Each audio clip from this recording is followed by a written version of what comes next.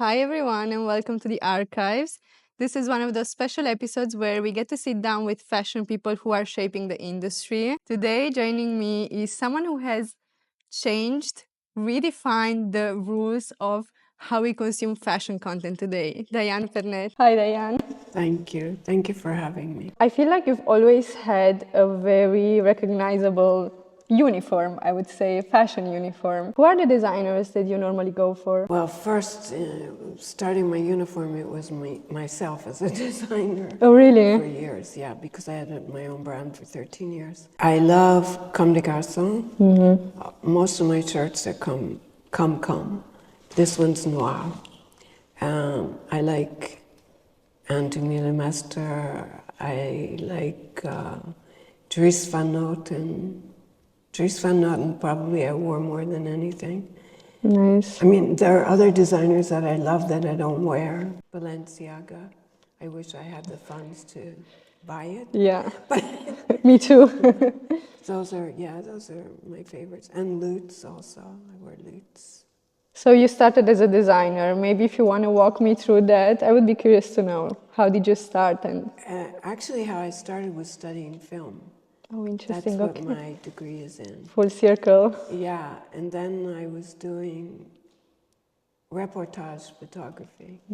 That's why I said I love to be printing. Because back then, I mean, you were in the darkroom.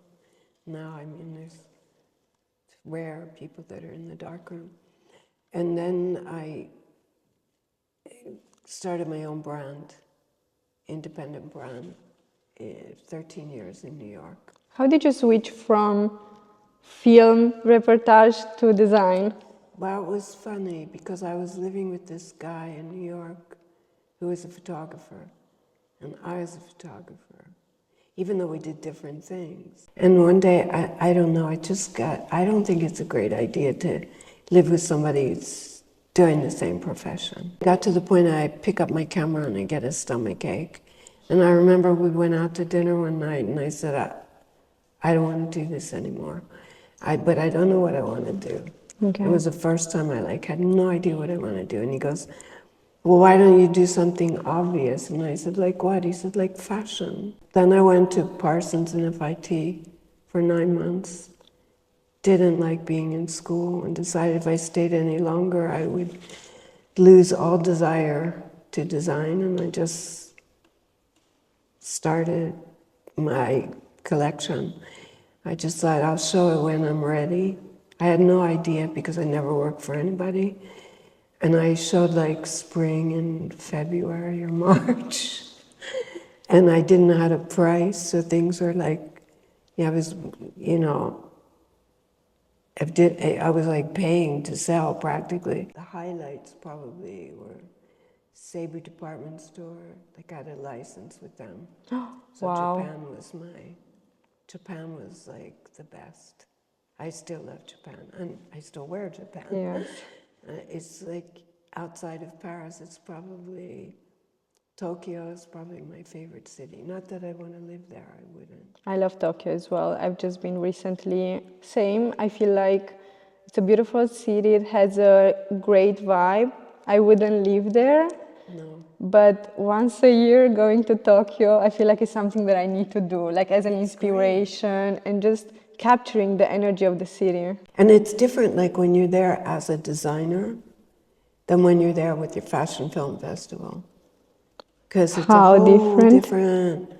When you're a designer, it's like, everything is moving so fast. It's almost like, you have to change constantly. And I think most fashion designers are sort of, you can feel their stress, Yeah. And actually, because I was living in New York and also showing in Tokyo and New York, those two cities together is not a good combination. I think like Tokyo and Paris is beautiful. Tokyo and New York, it's not. Not. Because it's like, stress on both sides. And then when you go like as a film festival, it's more like celebrity or something. So then how did you go back to filming? So you were a designer, then you decided to switch again to film. Well, I moved to Paris, and I thought when I moved, like the last thing I did, in addition to my own brand, there was this Japanese woman that put together 3 designers to do something called Dream Studio. It turned out to be the opposite of that. This Japanese woman had 3 of us to do a lingerie collection. I'd never done lingerie. And it was called Dream Studio. And I thought, okay, when I move to Paris, I can still, you know, my sample maker, assistant, I give her things, she knows my signature. We can still carry on, and this will feed me while I'm in Paris. Okay. But soon after, like almost immediately, this woman's husband, who had set her up in New York, because I guess he wanted to have his own life in Tokyo, he had borrowed money from the Yakuza.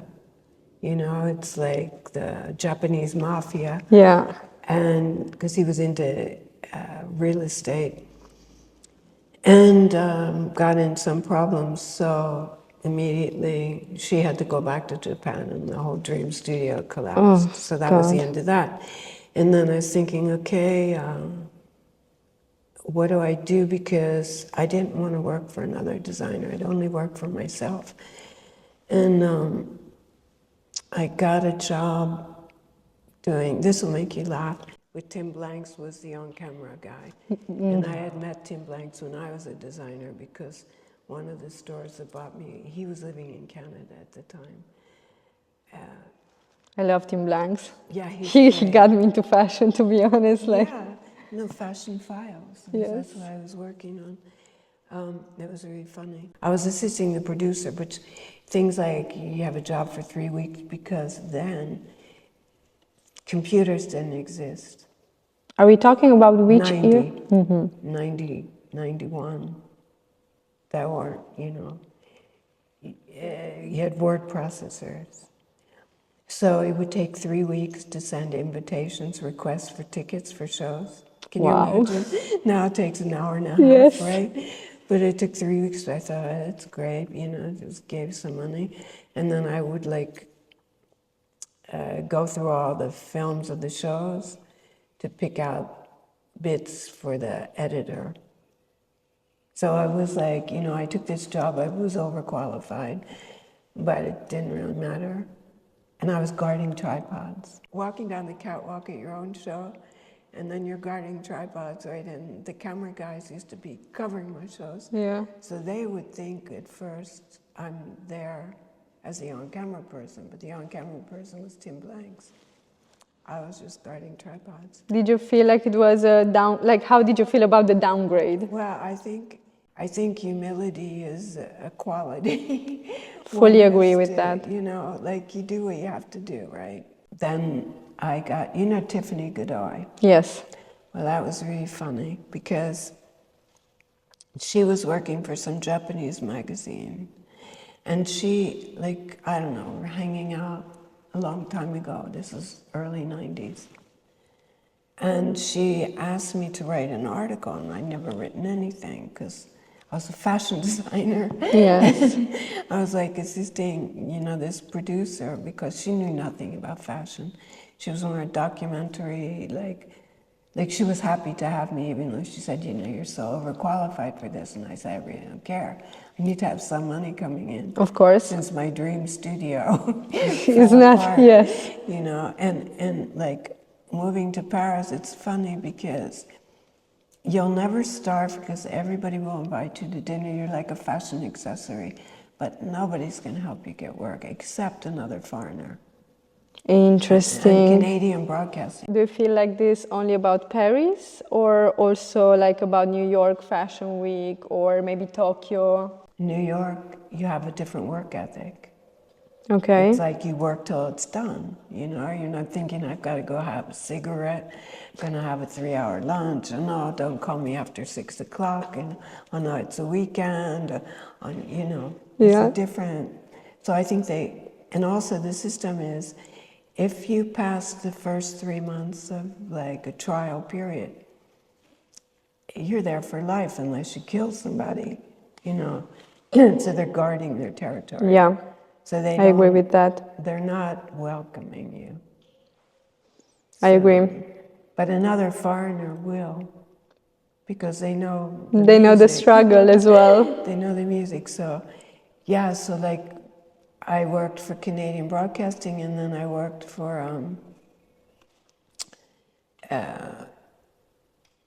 Joyce Ma. So, okay, it's Chinese. Joyce Ma, she was the first woman to bring Italian fashion to China. She brought Armani, Missoni, Wow, Pucci, everybody. that changed And then the she game. brought all the Japanese, and then she brought all the Belgians, and she's a very amazing woman. And she had this kind of vanity project, a magazine. So I was a fashion editor in her magazine. So you worked for different magazines as a journalist Yeah, but as it all well. started out with Tiffany Godoy, because she asked me to write this article for this Japanese magazine, like following all the, you know, the players in the industry when they went from, you know, Richmond to Caring, whatever it used to be called now, I forget, and LVMH, and it was like chart and all this stuff. I was like, I can't do this. And then I thought, well, it's some money, not much, but that was the beginning of my writing. I feel like you had your own platform even before that was a thing. Yeah. Is it fair to say you're the OG fashion blogger? Yes, it is quite fair to say, and it's funny. It's funny how it started, actually. I had a commission with Gallery Lafayette. I was working with these young guys, they were like 27. We were covering, it was called Fashioned Out, because you know when you cover Milan, New York, London, Paris, it's a lot, right? It is. And I would always be saying, I'm fashioned out, so we called it Fashioned Out. Can I steal that? I love it. I'm fashioned out. This was 2000, 2001. If we had like really bad seats, you know, we'd be filming overheads and stuff. We weren't pretending anything. Yeah. And it's really quite funny. It's all these like sound bites. To Milan, there was this girl, Anina. She's Anina.net. And she asked me if I would try. This is when mobile phones were like bricks. There was Nokia, it was a big blue brick. Brick is the perfect definition. They were also like weighing. Yeah. It's like one brick. They were crazy. And she was like a model, showroom model, and she called herself a top model. And she asked, and it was all in beta form, because we're 2000, 2001, you Yes. know? And she said, would you consider life blogging? It was called life blogging. This preceded TikTok and Twitter and everything like that. 2005, I started my first fashion blog because I stopped working with him. I worked with him 2000, 2005. We would cover like Festival of the Air and events and things. Wow. And I had like Diane's diary. So Diane's diary. Yeah, it was funny. And that was, you know, if not the first fashion blog, one of the first. Of course, Show Studio Exist wasn't a blog, because my first festival in 2006, because I remember Penny Martin was working at Show Studio at the time, and she said, oh, we could never do a festival, like, you know, I can't even imagine. And we were invited to Sao Paulo. It was Show Studio, Bruce Weber, and it was, I think, my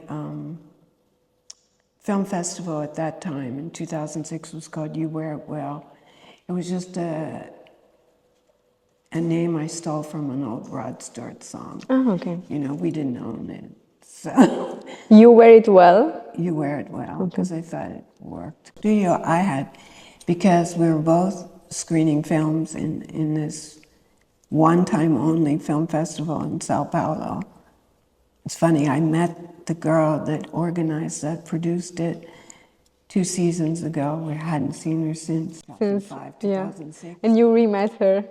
Yeah, I of course didn't remember her, but at a Hodakova's show, she came up to me and reminded me of the experience, which was really, I mean, I didn't forget the experience.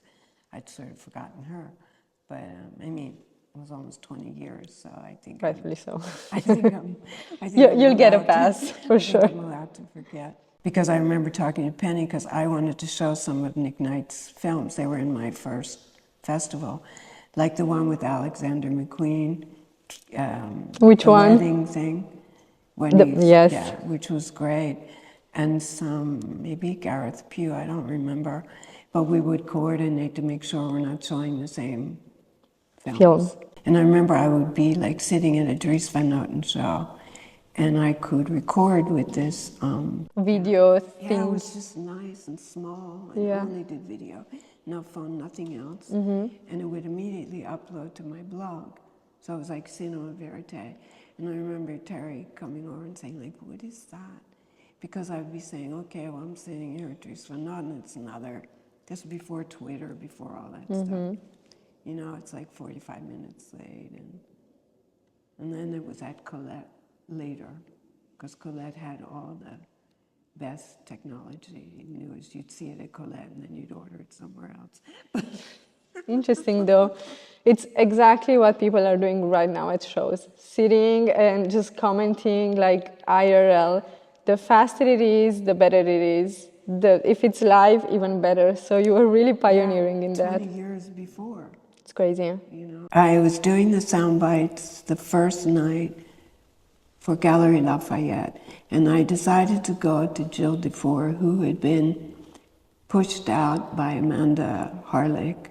You know, when Lagerfeld saw that Galliano was getting bigger. Like end of 90s, beginning of 2000s, right? That what they were like. Galliano was rising, but Lagerfeld was doing at that time, you know, Chanel, Chloe, Karl Lagerfeld Brown. And Amanda Harlick was the muse of Galliano. So I guess Lagerfeld didn't, you know, jealousies, whatever. So He didn't like that. So he made, you know, an offer, I guess, to Amanda she couldn't refuse, which meant he kicked out Jill DeFore, who'd been his right hand at Chanel for 17 years. And so Jill was doing his own collection, and he had Andre, you know, the graffiti artist who owned a Baron and Hotel Amour and all those things, doing like photos, graffiti, whatever. And so I thought, okay, I'll give Jill DeFore, like, I'll put him as, do a soundbite and stick him in the window of Gallery Lafayette. So I went to him, and I said, you know, can I get a soundbite from you? We'll just, you know, put you in the window. And he goes, come back at 6 o'clock. I'll give you the interview with Catherine Deneuve. So Wow. I'm sitting at Dries Van Noten, which was, you know, I always wore Dries because I love Dries. And it's 45 minutes like late. And I thought, well, I have to be, I said I'd be at 6 o'clock at Jill DeFore for this Catherine Deneuve.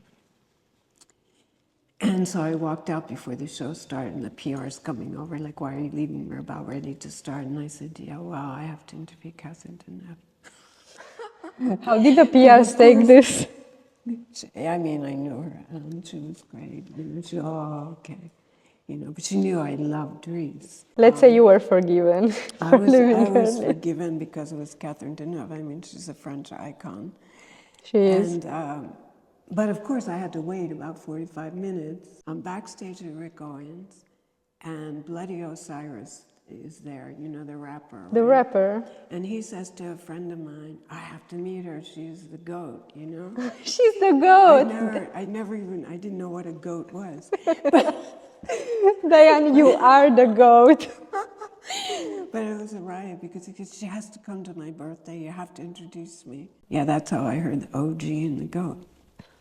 That was the first time, that was a couple years ago. It was really quite funny. I saw you backstage at Amelie Mister, right, at the last show, Fall Winter 2025. What did you think about the collection? I really liked it, actually. I kept thinking Lenny Kravitz should be wearing these clothes. Oh my God, Don't you that's agree? true. Yeah. There's this like rock and roll Hollywood-esque a little bit vibe to it. Yeah, it's very much so. I mean, he loves music. That's the, you know, I think that's his big inspiration. A lot of people saying, you see changes. I mean, there should be even more changes because he's doing the brand. But I think he's doing a good job. And then, yeah, I mean, I was watching it, I just kept thinking of Lenny Kravitz, who's so extremely sexy, right? He is. And those clothes. He should be their brand ambassador. The Amelie Mister team really chooses wisely their ambassadors. A lot of them are musicians. I think Madonna has worn recently. Some The Horrors, which is this like crazy indie band from the 2000s that are kind of having like a comeback now. Then you go back to Anne, because I saw Anne's collections from the beginning when I was working for Joyce as a fashion editor. And that was like 94 to 97. Yeah. So she was kind of, it was new then. When her son was like with this long blonde hair, it was this big. And I just saw him like when Dries had his last show, when it was the Dries last show. Yeah. He had everybody like from important in his life there, and Anne was there, of course, and her son, who's now like, you know, 20 or 30, I don't know. All grown up. Yeah, and he doesn't look like he used to look, because I remember him running around at the shows. But a lot of the, you know, like sort of flounced shirts and the sleeves, I mean, a lot of it that's her DNA. Yes. Also, her muse was Patti Smith. And Patti Smith, so music has always been DNA of the brand. That's why I love Amelie Mister, because I can really see this connection, you know, they're very much intertwined, fashion and music. Yeah. Music is what got me into fashion, like when I was a child watching MTV, music videos, costumes were everything, you know. So it's beautiful to see it. It is. In a brand like Anne. Yeah, no, I think he's doing a good job.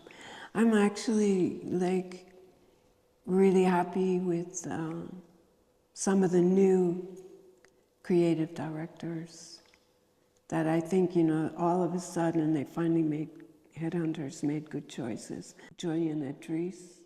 Yes. I was very concerned because I've been loving Dries for like decades, thinking, oh, I can't see Dries without Dries.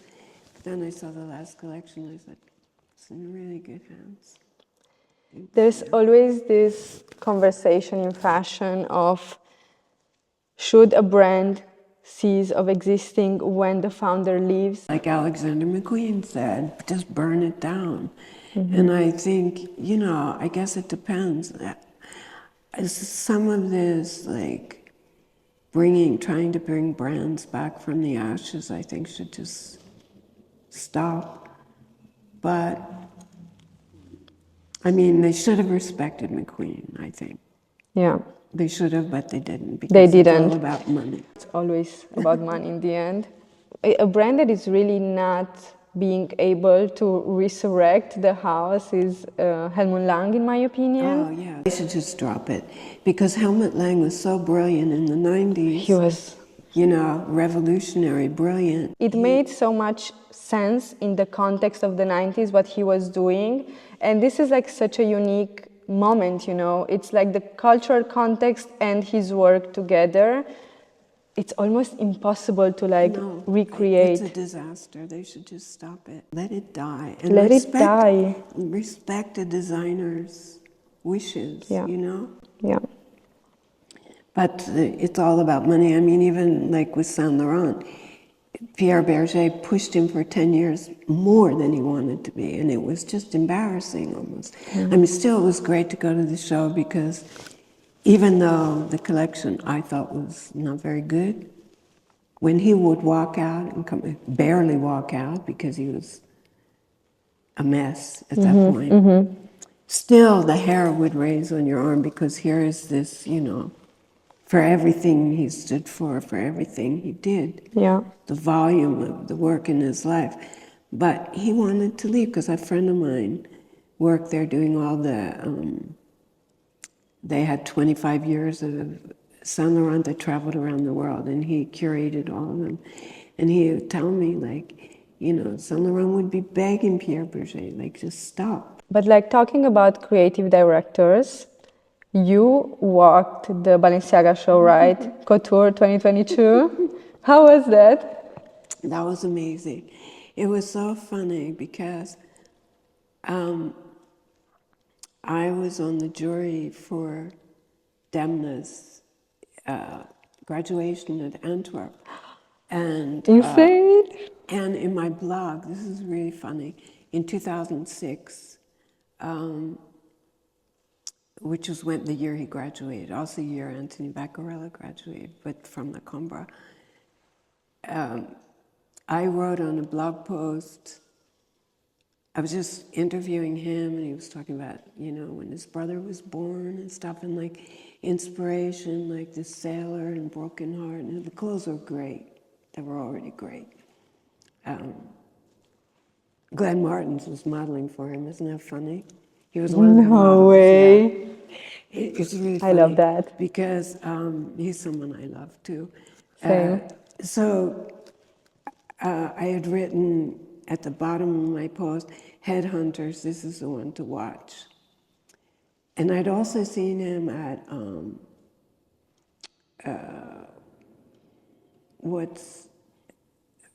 Renzo Rosso's I can't remember if that was the year before or After? Yeah, I don't remember. Okay. But I also was very attracted to his work. So I'm coming back from some dance performance with friends in this car coming back from La Villette, and I get this direct message text from Demna, which I'd never had, And he said, I know this is coming from out of the blue, but I'm working on my next collection. I wanted to be personal, people that had an impact on my life, and I'd really like you to walk me, Sean. I said, oh, because I'd rather be back behind than on the catwalk. I'm very shy, and I was like, oh, I'm not very tall, and you were like, I don't know, am I the right person for this? Because I'm in the car with one of my best friends, Miguel Villalobos, who does all my graphics and the trophies and my snail. And I'm looking at my phone I can't believe this message, right? I said, and they're going, no, you've got to do it. And I'm I can't do this. And I said, and I'm not really thin. And he goes, oh, but my mother's doing it, and she's not very tall. And she told me, if you want me to walk the catwalk, you're going to have to build a podium. And he said, so there's going to be a podium. The audience will be in the pit, so they have to look up. Everybody's going to look taller.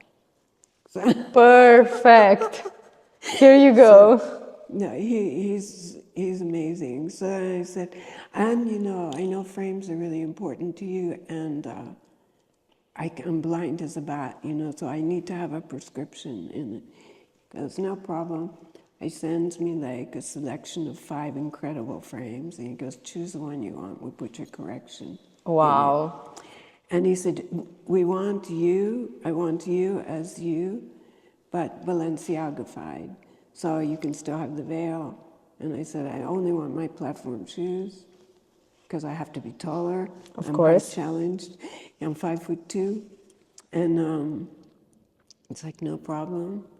And the actual experience was, I was terrified because... Were you terrified of falling or? Well, just you know, it's like huge. It was a huge square. You walked around, and everybody, every single person on that team, from like the casting person was doing like when you were walking, your rehearsals, to the makeup artists, to the dressers, to Demna, of course, to the people that make the frames. Everybody was so sweet. The energy was just beautiful. I can't. That's Sweet. essential. I think the team that you choose to have around you, it's so important for the So energy. important, yeah. So it was funny because when we did the rehearsal, like first I was walking too fast and I was walking too slow, and then and then finally one of the other non-models said, "Look, when this is how the pace is. Like when I get to the corner, you should be in the middle." So once you have that in mind, and then it's like you don't walk too close to the edge. And you sure didn't want to walk too close to the edge and to fall off. Yeah. I wasn't worried about falling off. I just wanted to get through it, you know? Everybody was in total shock. I was in total shock. In general, it was a very great idea to have a mix of different, very influential people that have influenced his work. I think that was genius, and having the mom was also genius.